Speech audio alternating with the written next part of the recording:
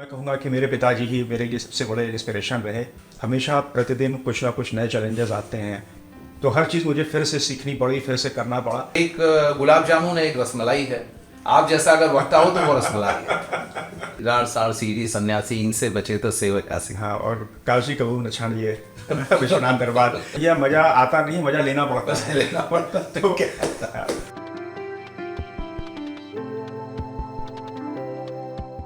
नमस्कार, जैसा कि आपको पता है, this is the Sudhanshu show और हम इस शो में अपने किसी न किसी प्रतिष्ठित व्यक्ति से मिलते हैं और इसी श्रृंखला में हम आज मिल रहे हैं श्री राजन श्रीवास्तव जी से, जो कि बीएचयू में आईआईटी बीएचयू में ज्वाइंट रजिस्ट्रार के पद पर कार्यरत हैं। इसके अलावा वो पिछले 3 वर्षों से अतिरिक्त कार्यभार रजिस्ट्रार का भी देख रहे हैं।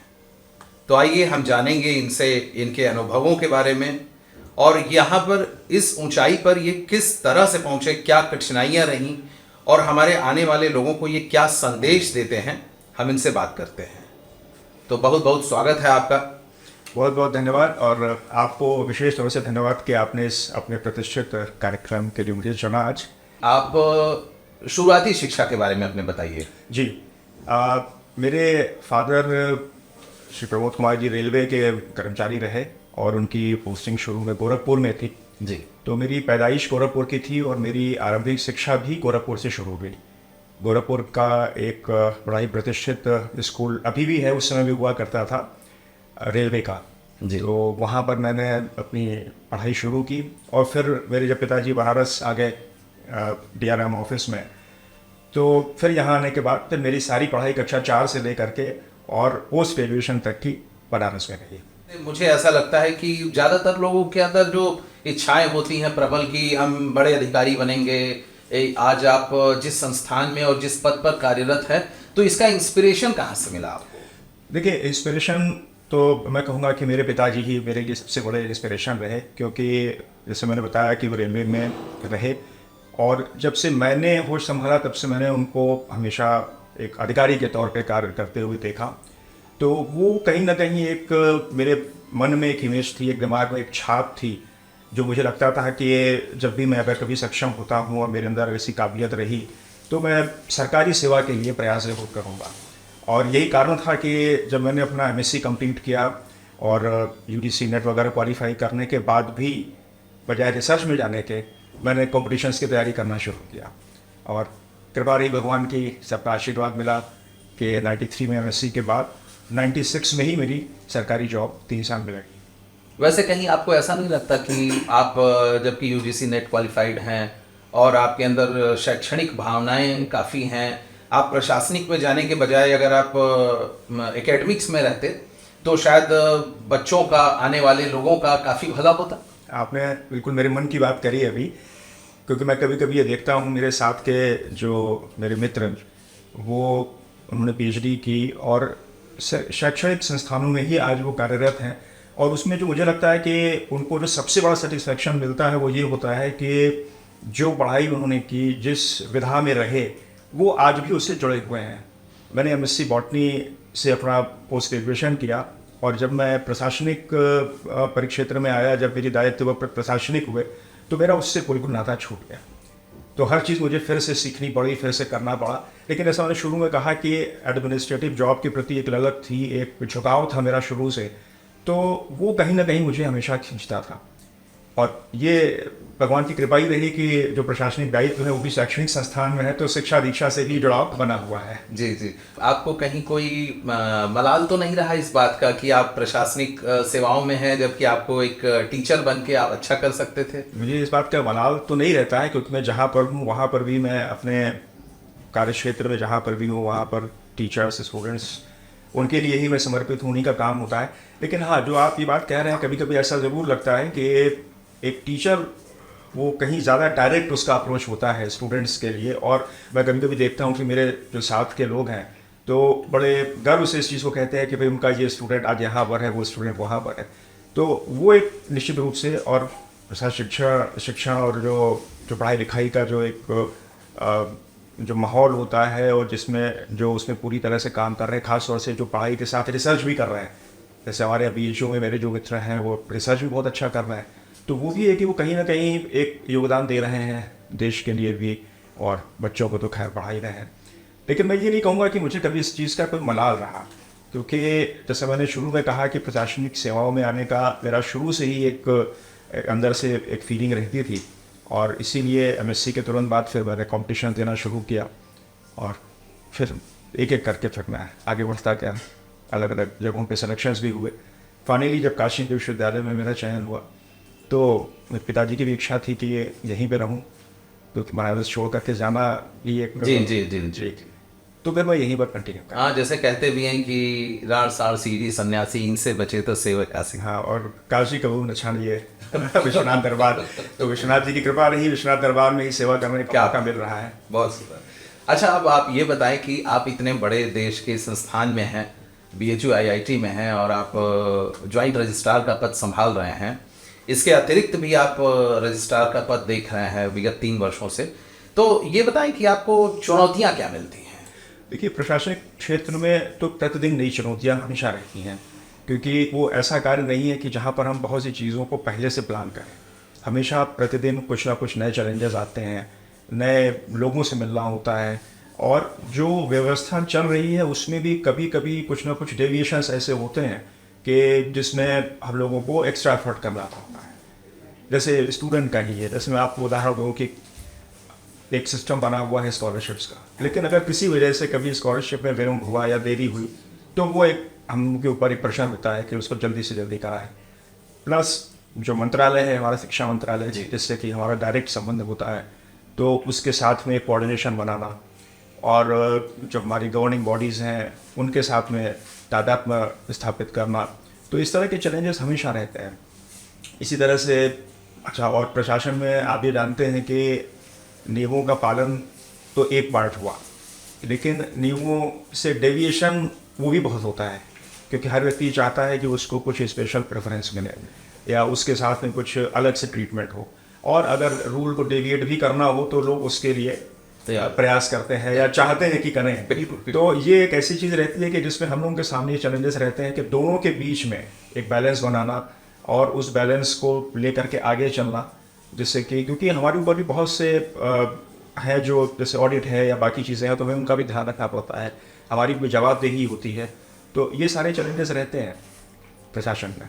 एक चीज़ हम ये पूछना चाहेंगे कि पहले आप मेरे ख्याल से दूसरे डिपार्टमेंट में थे IIT के बजाय, तो आपको जो काम करने का मज़ा जो होता है, आपको वहाँ मज़ा ज़्यादा आता था या फिर यहाँ ज़्यादा मज़ा आ रहा है?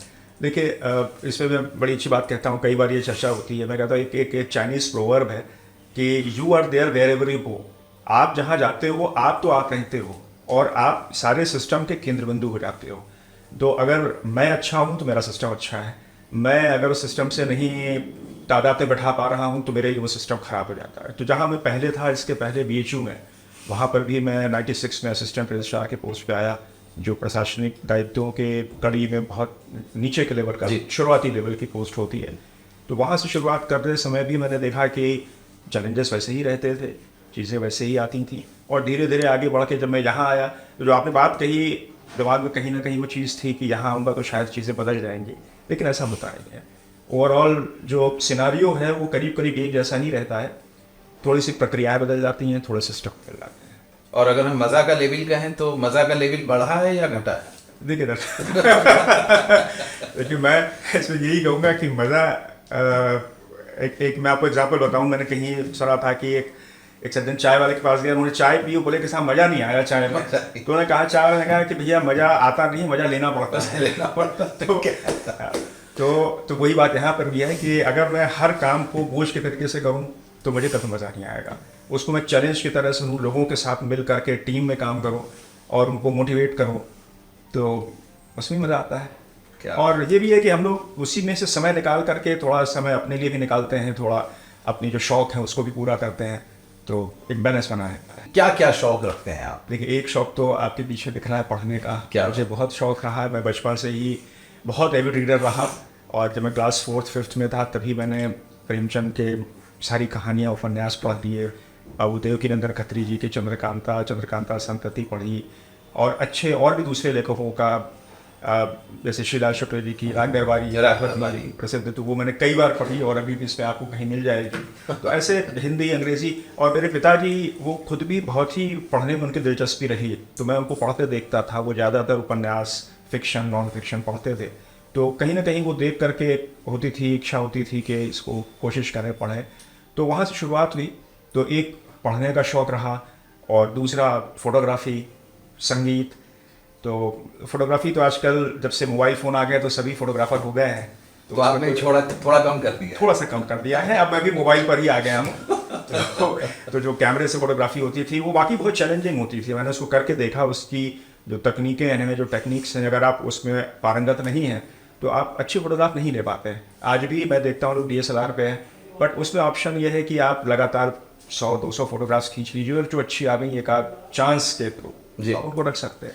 वैसे आपको शायद ये पता नहीं होगा कि मैंने आपके कई फोटो देखे हैं, जब आप कोडार्क गए हैं या फिर पूरी साइड गए हैं, आप जो फोटो खींचे हैं तो सोशल मीडिया पे आपने डाला है, मैं उनको देखता हूँ और मैं लाइक्स भी करता रहता हूँ। जी बिल्कुल, आपके लाइक्स मिलती है। और मैं जब भी कहीं जाता हूँ और मुझे अच्छे फोटोग्राफ्स मिलते, मेरी कोशिश होती है कि मैं जिस चीज़ को मैं देखूँ अपने नज़रिए से देखूँ, और फिर उसको कैमरे के नज़रिए से कैप्चर करने का प्रयास करता हूँ। तो थोड़ी सी उसमें विविधता आ जाती है, थोड़ा उसमें एक नयापन आ जाता है, तो वो आप जैसे सुधी लोग उसको लाइक भी करते हैं। फिर थैंक यू। BHU में जो भी इस समय भारत का शीर्ष संस्थान है, और ये अपनी शीर्षता को बरकरार रखने के लिए आप क्या प्रयास कर रहे हैं?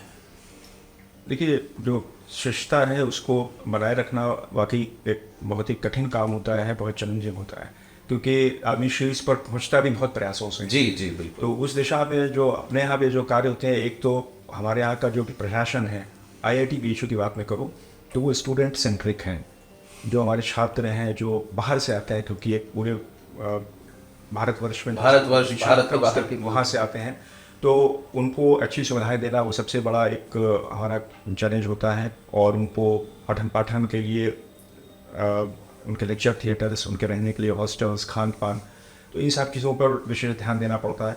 और इसके साथ साथ जो हमारे यहाँ के फैकल्टी भी हैं, तो वो भी बहुत ही उच्च कोटि के, उच्च श्रेणी के हैं, और जिनका बहुत नाम है अपने क्षेत्र में, अपने रिसर्च की फील्ड में। तो उनके भी प्रयास होते हैं इस चीज़ को बनाए रखने में, मेंटेन करने में। और जो हमारा जो प्रशासन है, जो प्रशासनिक अमला है, वो इन दोनों पिलर्स को सपोर्ट करने के लिए हमेशा तत्पर होता है। तो इन तीनों के बहुत ही अच्छे समन्वय की ज़रूरत पड़ती है, और उसी समन्वय से शिष्टता को हम लेके आगे बढ़ते हैं और उसको बनाए रखते हैं। तो वही प्रयास अभी यहाँ पर भी होता है। चूँकि अभी हमारा संस्थान 2012 में आया, IIT का दर्जा मिला, तो अभी बहुत से हमारी प्रक्रियाएं हैं जो बाकी IITs, जो बड़े IITs, पुराने IITs हैं, उनके समकक्ष नहीं हैं, लेकिन उनके तरफ हमारा प्रयास चल रहा है। अच्छा, जो स्टूडेंट्स आना चाहते हैं BHU में पढ़ाई करने, उनके लिए कुछ संदेश देना चाहेंगे आप? BHU का जो कुलगीत कहता है कि सर्व विद्या की राजधानी है, तो मुझे नहीं लगता कि कोई भी ऐसा विषय हो जो BHU में न पढ़ाया जाता हो। जी। और उसी BHU का एक part engineering technology, faculty of engineering technology था, जो अब IIT बन चुका है।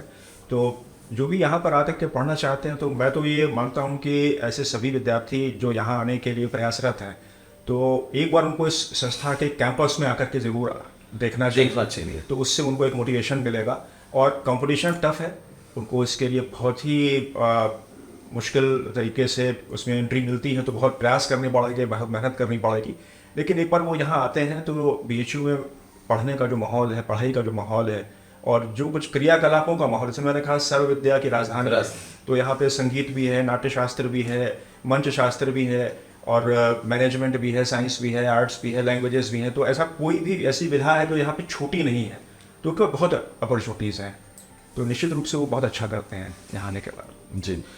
सर, एक सवाल है कि जो लोग तैयारी करते हैं BHU की प्रशासनिक सेवाओं में, उनके लिए आप क्या कहना चाहेंगे? BHU की प्रशासनिक सेवाओं में आने के लिए भी उनके पास कम से कम एक पोस्ट ग्रेजुएट डिग्री होनी चाहिए। और ये चूँकि एक कंपटीशन के माध्यम से होता है, जो संस्था BHU और IIT BHU स्वयं कराते हैं, तो जब भी इस तरह की वैकेंसीज आती हैं तो उसके लिए उनको प्रयास करना होगा। और निश्चित रूप से अगर उनके अंदर क्षमता है, काबिलियत है, और वो अपने आप को यहाँ पर ला सकते हैं उसके माध्यम से, जी, तो उनका यहाँ पर चयन बिल्कुल होता है। और सर अभी आपने इसके कुछ दिन पहले बताया था कि आप संगीत का भी शौक रखते हैं। बिल्कुल। तो हम चाहेंगे कि कुछ हमारे लोगों के लिए कुछ एक दो लाइन आप सुनाएं। मैं बिल्कुल सुना था, बल्कि मैं आपको एक बात बताऊंगा कि ये संगीत ज़्यादातर मेरा कराओके पे चलता है। अच्छा, मैं जो भी गाता हूँ उस म्यूज़िक के साथ में गाता हूँ। वक्त का ये परिंदा रुका है कहाँ, मैं था पागल जो इसको बुलाता रहा, 4 पैसे कमाने मैं आया शहर, गाँव मेरा मुझे याद आता रहा, गाँव मेरा मुझे याद आता रहा, वक्त का ये परिंदा रुका है कहाँ। क्या बहुत सही, गूज बम्प्स, रोंगटे मेरे खड़े हो गए। बहुत खूबसूरत गाना आपने गाया। और आपकी हौसला अफजाई के लिए शुक्रिया। वैसे कराओके पे मैं इसीलिए गाता हूँ कि उसमें म्यूज़िक और शब्द दोनों मुझे मिल जाए। नहीं, बहुत बहुत अच्छा, आप अच्छा गाते हैं और बिल्कुल इस तरह का गाना कि वाकई में आप एकदम अतीत में लेके चले गए मुझे। और जैसा कि हमारे शो का नियम है कि यहाँ पे जो जर्नलिस्ट है वो खुद सवाल नहीं करता बल्कि एक रिवर्स गियर भी देता है। वाह, तो अब आप गेंद आपके बाले में, आप चाहे तो हमसे भी कुछ पूछना। नहीं, बिल्कुल मैं आपसे पूछना चाहूँगा, क्योंकि मैं ज़रूर जानना चाहूँगा कि आपने बहुत सी विधाओं में आपने भी हाथ आजमाए हैं, तो मैं आपसे बस यही पूछूंगा कि आपको सबसे अच्छा क्या लगा, रेडियो या वीडियो? सर देखिए, हमें तो काम से, जैसे आपने भी थोड़ी देर पहले कहा ना कि काम में एंजॉयमेंट करना चाहिए, और हमारे लिए भी है कि while in Rome do as Roman do, जैसा देश वैसा भेष। हम रेडियो में भी एंजॉय करते हैं, और अगर आप जैसा वक्ता हो तो हम वीडियो में भी एंजॉय करते हैं। तो हम तो ये कहेंगे कि हमें दोनों जगह मज़ा आता है। अब एक गुलाब जामुन है, एक रसमलाई है, आप जैसा अगर वक्ता हो तो वो रसमलाई है। बहुत बहुत धन्यवाद, बढ़िया। Thank you so much. तो आप राजन जी का बहुत बहुत धन्यवाद, इन्होंने BHU IIT के पद को गौरवान्वित किया है। आप वहाँ पे कार्यरत हैं, और BHU आपके सानिध्य में ढेर सारी नई नई उपलब्धियाँ हासिल करे। और इसके साथ ही सुधांशु शो को हम यहीं पे विराम देते हैं। अगली बार हम होंगे एक नए कलाकार, एक नए मेहमान के साथ। धन्यवाद।